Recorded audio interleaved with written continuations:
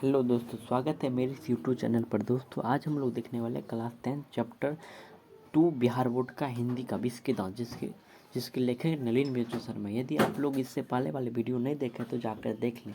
इससे पहले हम चैप्टर फर्स्ट का ऑब्जेक्टिव सब्जेक्टिव पर है। आज इससे पहले वाले वीडियो में अगर आप लोग चैप्टर 2 का ऑब्जेक्टिव नहीं देखे वो भी जाके देख लें। और आज सब्जेक्टिव करा रहे चैप्टर 2 का, कुछ महत्वपूर्ण सब्जेक्टिव है। ठीक, चलिए दोस्तों बिना कुछ देरी के आगे बढ़ते हैं। सबसे पहला क्वेश्चन कह रहा है कि सेन साहब के परिवार में बच्चों के पालन पोषण में किया जा रहे लिंग आधारित भेदभाव का अपने शब्दों में वर्णन कीजिए। क्वेश्चन ध्यान से सुनिए।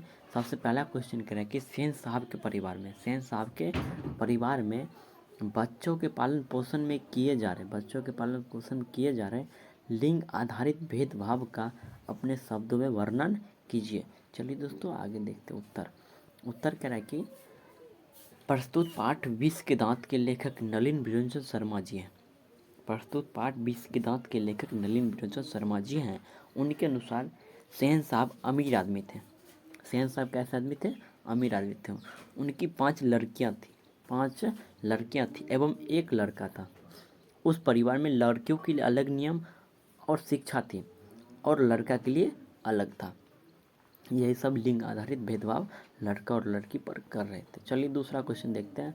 क्वेश्चन नंबर दूसरा कह रहा है कि खोखा किन मामलों में अपवाद था?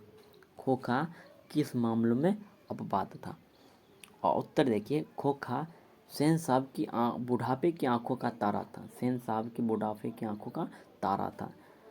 सेन साहब ने उसे काफ़ी छूट दे रखी थी, इसलिए खोखा जीवन के नियमों के अपवाद के साथ साथ घर के नियमों का भी अपवाद था। समझ में आ गया होगा। चलिए नेक्स्ट क्वेश्चन देखते हैं। क्वेश्चन नंबर 3 कह रहा है कि मदन और ड्राइवर के बीच विवाद के द्वारा कहानीकार क्या बताना चाहते हैं? चलिए उत्तर देखते हैं। उत्तर कह रहा है कि मदन और ड्राइवर के बीच विवाद के द्वारा कहानीकार यह बताना चाहते हैं कि अपने पर किए गए अत्याचार का विरोध करना पाप नहीं है। समझ में आ गया होगा। क्वेश्चन 4 देखते हैं। क्वेश्चन 4 कह रहा है कि कासू और मदन के बीच झगड़े का कारण क्या था?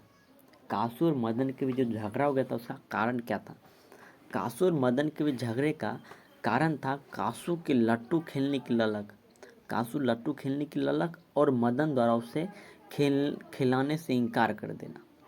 मदन ने उसे खेलने से इनकार कर देता। लेखक इसके द्वारा बच्चों की ईर्ष्या और इनकार दिखाना चाहते हैं। चलिए नेक्स्ट क्वेश्चन 5 देते हैं। क्वेश्चन 5 कह रहा है कि मदन हक्का वक्का क्यों रह गया? उत्तर देखिए इसका, मदन हक्का वक्का इसलिए रह गया क्योंकि सेन साहब ने उसके